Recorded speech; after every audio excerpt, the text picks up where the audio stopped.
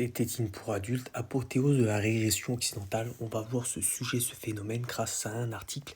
On va lire, on va apprendre ensemble. Alors tout d'abord, où c'est né? D'où ça vient ce délire, hein, vraiment? Eh bien ça vient de Chine, d'accord.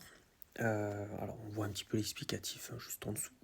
On voit que ça s'est rué vers des sucettes colorées vendues jusqu'à 70 € pièce, des modèles basiques à 3 €, version Hello Kitty gothique à 20 € sur des plateformes comme Amazon.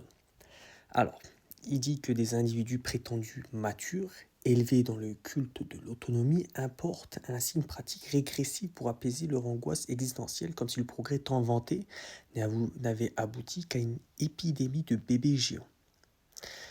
Donc là, c'est vraiment l'explication, vraiment dans le sens où ces personnes-là ont régressé. Ce ne sont plus des adultes matures, mais devenus des enfants.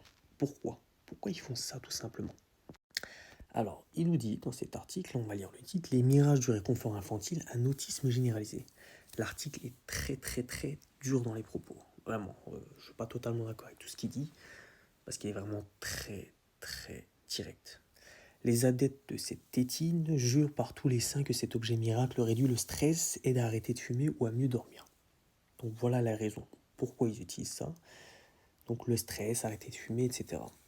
Les adeptes de cette mode souffrent d'un manque que la tétine vient à la fois boucher et faire oublier. J'ai un doute quand même, mais bon. Et qui, une fois bâillonné, se plaindra de son mal-être. Sous forme buccale, la tétine relaie l'illusion des smartphones branchés en permanence sur TikTok. Donc tout simplement, pour éviter le stress, arrêter de fumer, ils prennent leur tétine.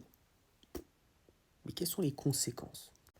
Alors la conséquence, elle est simple. Les médecins alertent sur les ravages bucco-dentaires qu'engendrent ces tototes chez les grands enfants, dents déformées, palais altérés en seulement 1 an, pour un caprice éphémère ignorant les coûts exorbitants d'orthodontie.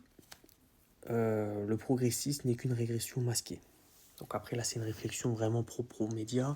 En parlant de progressisme, on voit qu'il parle de régression, dans le sens où lui, j'ai coupé certaines parties où il parle de tout ça, que ça vient du wokisme, etc. Donc c'était pas vraiment forcément pertinent. Moi je voulais savoir la cause, d'où ça vient la Chine, qu'est-ce que ça cause comme conséquence, donc des problèmes dentaires, etc.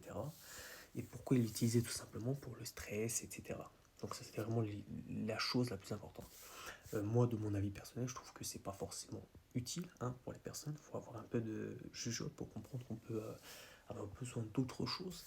Euh, mais certaines personnes, hein, ils prennent des chewing-gums, ils mangent, etc. pour éviter le stress. Et ils ont trouvé un autre moyen, c'est la tétine. Voilà. Je trouve ça très bizarre, très cringe, comme on dit, hein. Mais voilà, on vit dans un monde où il faut de tout. Tout simplement, je me mouille pas en fait. Allez, bref, dites-moi ce que vous en pensez en commentaire, bien sûr, toujours dans le respect.